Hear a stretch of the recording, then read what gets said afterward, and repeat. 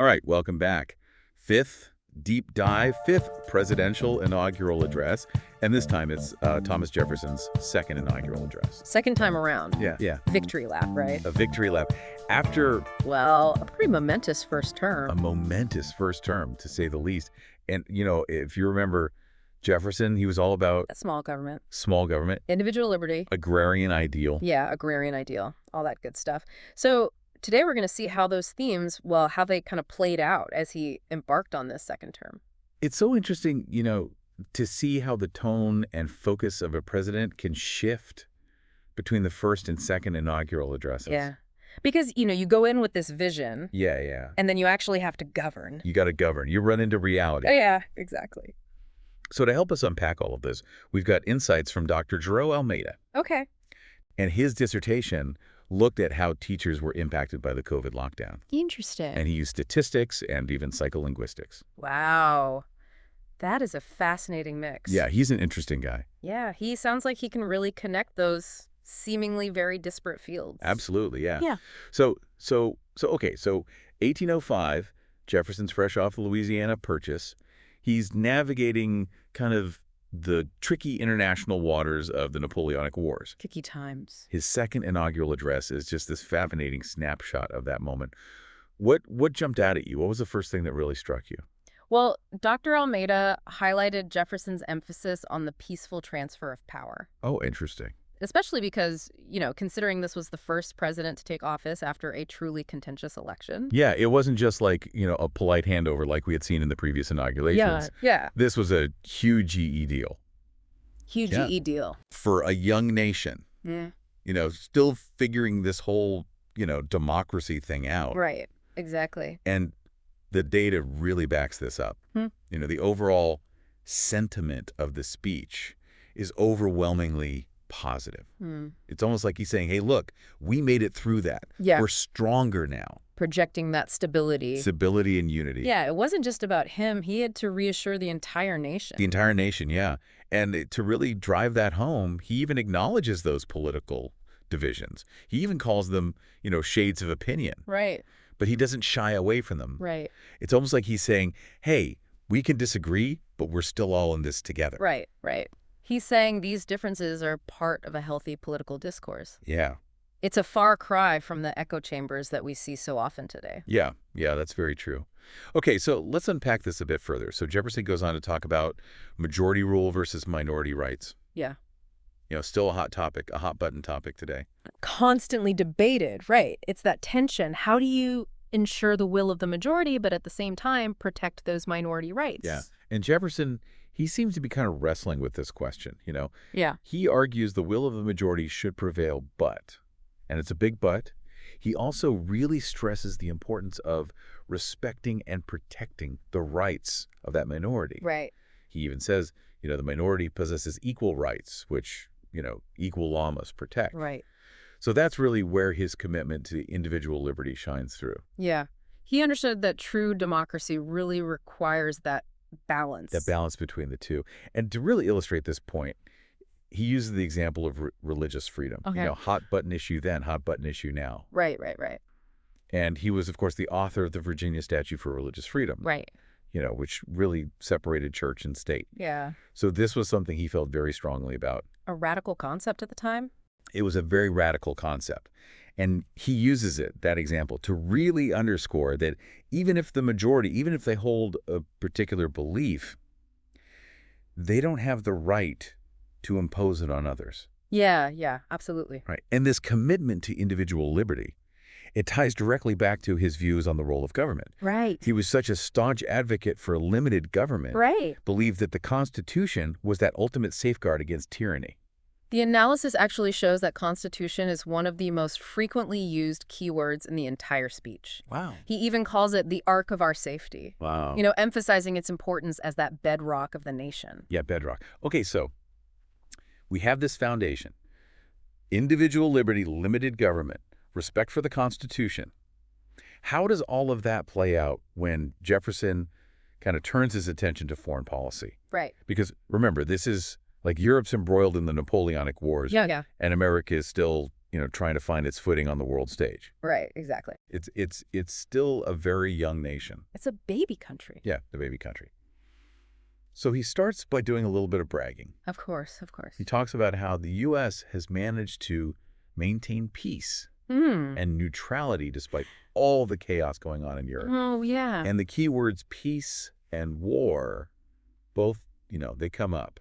Oh, interesting. But peace has a much, much higher relevance score. Interesting. Yeah, clearly prioritizing a peaceful path. Yeah. It's fascinating because he's not really advocating for isolationism. No? Right. He understood that the U.S. couldn't completely just shut itself off from the world. Right. It couldn't be completely isolationist. Yeah. He walks this fine line. He talks about the importance of a strong military. Right.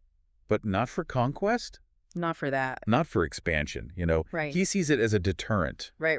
As a way to protect American interests without getting, entangled in all these unnecessary conflicts. Yeah. Very Jeffersonian approach to foreign policy. It's very Jeffersonian. Peace through strength, but, Yeah. Always with an eye towards that limited engagement abroad. Yeah. Limited engagement. But here's where it gets really interesting. He also acknowledges that there might be times when, going to war is just unavoidable. Oh. He calls them extraordinary emergencies. Right. And he even hints at this idea that, the U.S. might need to incur debt to address these emergencies. Interesting. Which, kind of went against his whole core philosophy, right? Exactly. Of fiscal responsibility. Fiscal responsibility, reducing that national debt. Yeah. Right. Yeah. So even in this seemingly, positive section about peace and neutrality, you see these hints of the challenges and compromises that come with actually governing. The reality of it. It's not as simple as just, sticking to your ideals 100% of the time. You got to compromise. Right, exactly. And that tension, that balancing act. Between idealism and the pragmatism. Yeah. That's something we're going to see play out even more as we kind of delve deeper into this speech. Let's take a quick break. Want to equip your child with the skills of top global consultants? Don't let them fall behind. Raising Tomorrow's Leaders, The Consultant's Mindset by Dr. Jero Almeida is your guide to fostering essential skills in your children for their lifelong success. Available now on Amazon. So we've seen how Jefferson kind of navigated that political landscape and the complexities of foreign policy, but what about his vision for American society itself? Right. How did that kind of come through in this speech? Yeah, that's where we get into some of the more nuanced stuff that Dr. Almeida highlighted. Okay. Jefferson spends a significant chunk of this address talking about, of all things, agriculture. Well, he was a farmer at heart, right? But it was more than just, a personal hobby, wasn't it? Right, yeah. Remember, Jefferson, he truly believed that an agrarian society was the key to a virtuous republic. He saw those independent farmers rooted in the land as, well, less susceptible to corruption, more likely to uphold that civic virtue. It's fascinating, this contrast to what was happening in Europe at the time. The Industrial Revolution gaining all that momentum. Yeah. Did Jefferson address that at all? That's a great question. And Dr. Almeida actually suggests that Jefferson's emphasis on agriculture in this speech was partly a response to those emerging trends. Interesting. It was a way of reaffirming his belief in those virtues of rural life at a time when those values were being challenged by, well, the rise of factories, the rise of cities. So he's clinging to this ideal even as the world around him is starting to change. Yeah. Do you think he saw the potential for conflict there? It's hard to say for sure, but it's clear that he was deeply concerned about the potential for corruption and moral decay that he saw in those urban environments. Yeah, I can see that. It's reflected in the language of the speech. Terms like agriculture, cultivation, husbandry, they're all over the place. It's like he's painting this picture of a nation of, well, self-sufficient farmers living in harmony with the land. But how realistic was that vision even then? I mean, America was already evolving, becoming more urbanized, more industrialized. And that tension between that agrarian ideal and the realities of a changing society, it's something that still resonates today. It does. We still grapple with those questions about the balance between rural and urban interests. Right. The impact of technology on our lives, Yeah. and the kind of society we want to build. The kind of society we want to build. It seems like Jefferson was really trying to preserve something he saw as as essential to that American character. Yeah, that's a good way to put it. Okay. But here's another piece of the puzzle. Jefferson also talks extensively about the importance of education. Which makes sense, right? I mean, education is crucial, Yeah. for an informed citizenry, a cornerstone of any functioning democracy. Exactly, yeah. And Jefferson believed it was vital for both individual fulfillment and for the well-being of the nation as a whole.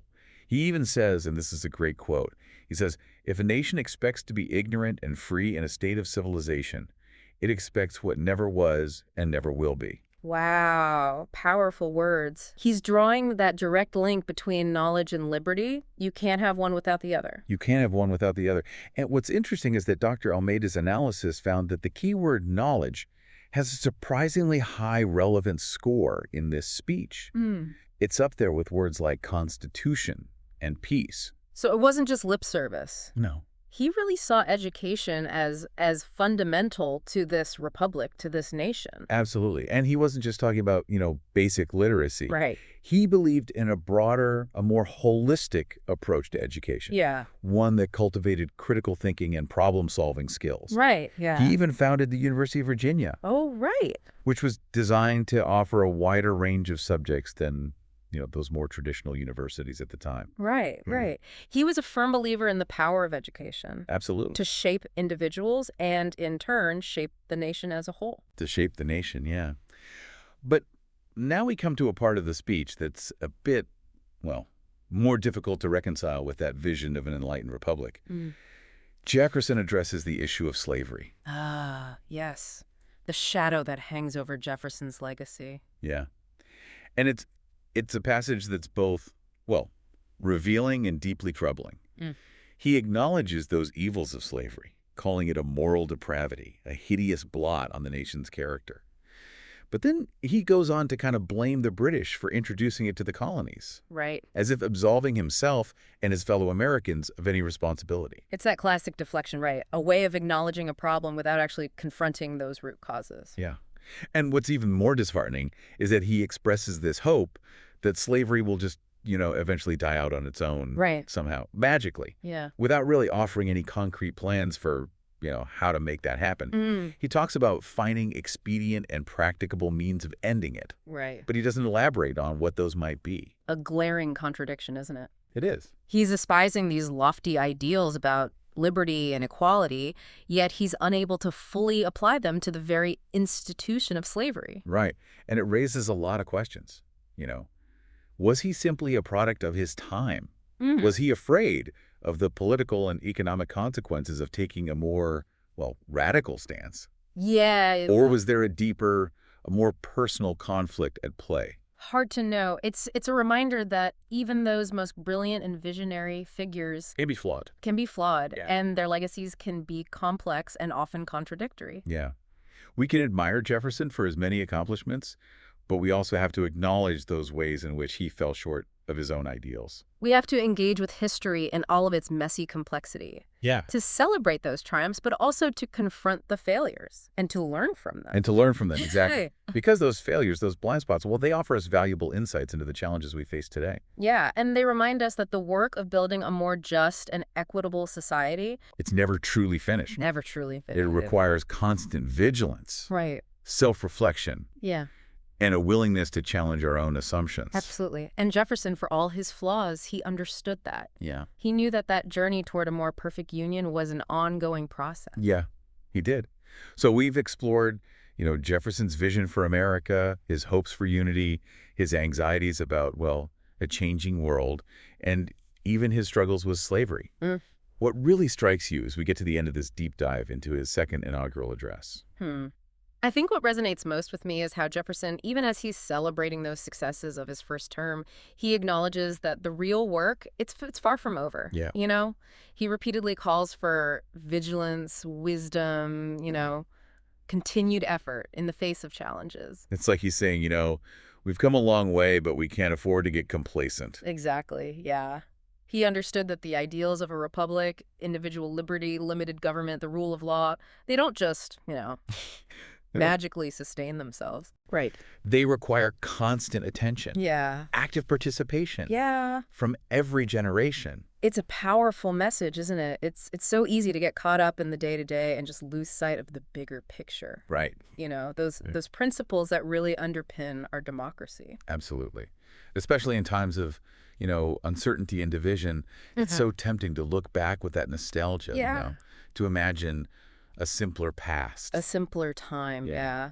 But as we've seen, even Jefferson's time wasn't simple. Right. He was grappling with his own set of challenges, trying to reconcile those ideals with the realities of, well, a rapidly changing world. And in that sense, he reminds us that there will always be those tensions, those contradictions, Yeah. and that unfinished business. Yeah. The work of building a more perfect union, well, it's never really complete. It's never complete. No. It's not. So where does he leave us at the end of this speech? What's that final takeaway? Well, if you look at the sentiment analysis, that closing section is marked by a strong sense of hope and optimism. Okay. He invokes the biblical story of Exodus, Oh, wow. framing the American experience as one that's, well, to lose faith in our ability to actually solve these problems. Right. But Jefferson's second inaugural address, it reminds us that the American experiment, well, it's still ongoing. It's a work in progress. It is, yeah. And its success, it depends on our continued engagement, our willingness to, learn from the past, and our commitment to building a better future. A better future. It's a call to action, isn't it? It is, yeah. It's a reminder that those ideals of democracy, they're not self-executing. Yeah, They require that constant effort, that critical thinking, right. that willingness to bridge those Perhaps divides. those divides, absolutely. And on that note, we'll wrap up this deep dive into Thomas Jefferson's second inaugural address. We'll be back soon with another presidential address, ready to unpack more history, rhetoric, and insights. Until then, keep exploring, keep questioning, and as always, keep those intellectual fires burning.